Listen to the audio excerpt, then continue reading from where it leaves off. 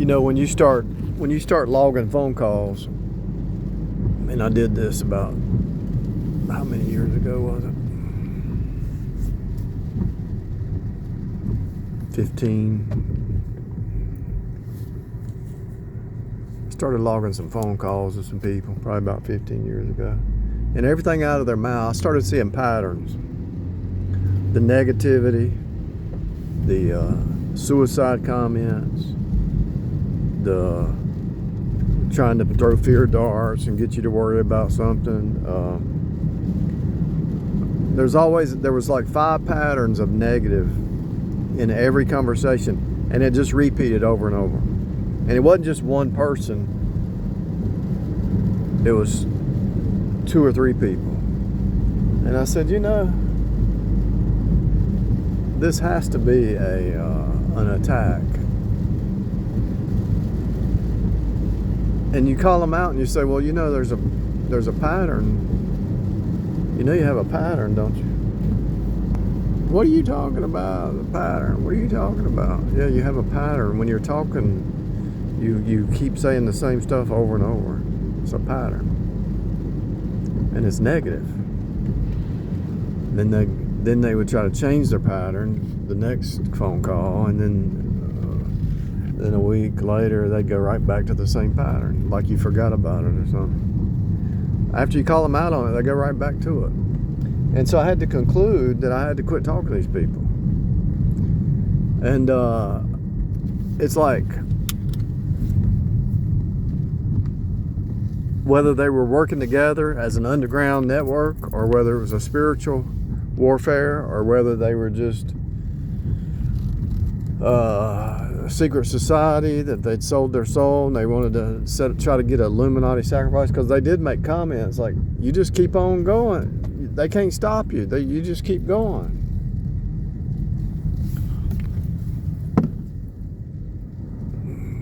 Yeah, just keep going. And they ask, well, how did you make it through that? What do you mean, how did I make it through that? By faith. They wanted your life to be so hard that you would give up, you know. And then when they found out you're not going to give up. Let me come in and help you. So yeah, they would not stop. You have to stop it. You have to cut it off. You can call them out on it. Call them out on the insanity, but they cannot stop. They're stuck in that cycle.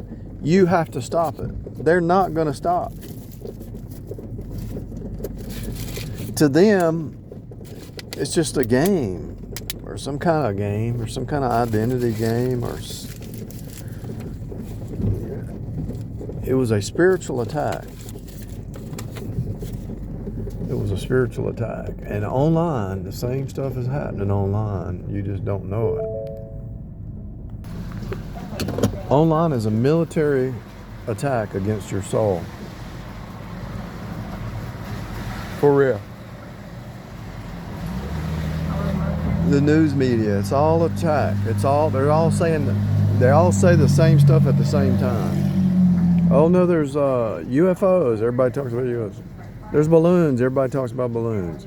They just say one thing and everybody talks about it to pull you into that channel. You don't need to be demon possessed. All you need to do is listen to the news, and they all pull you into the agenda that they want you in.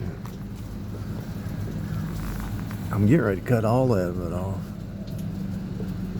I don't want to hear what they have to say, because there's nothing new. Anyway, once these people realize that you see the game, and you say, you know, words are powerful. No, words don't. Words are just words. When somebody says something like that, it's like, they're just words. Life and death in the power of the tongue. Does the Bible say they're just words? No.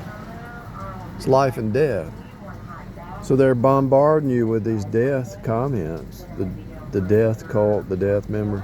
They're bombarding you, and they don't think you're going to eventually cut it off. You don't think, okay, so you go out with this girl, okay, and she starts lying, and you catch her in a lie, She tries to get you to lie back to her is what she really wants deep down. She don't know it. They don't even know they're trying to make a copy of themselves. But when you call them out a lie and they just keep on lying, then what do you have to do? They don't think you're going to get rid of them, but you have to get rid of them because they're liars. You call them out on a lie. I say, oh, okay, I won't do that again. And then a week later, they lie. And a week later, they're liars. Their character's bad, and they think you're going to put up with a liar. How can you function in reality with a liar? You can't. The liar, by their very nature, have to separate you from other people in their world. And so that's how the narcissist goes down a spiral, because they have to set people against each other. And eventually they've started playing these games so much, they forget the lie that they told. And they forget who's on their team, one's a flying. They change. What happens is, think about it. It's really easy to figure out. So they got 5 people. They got to keep all of them separate, and they're defaming each other.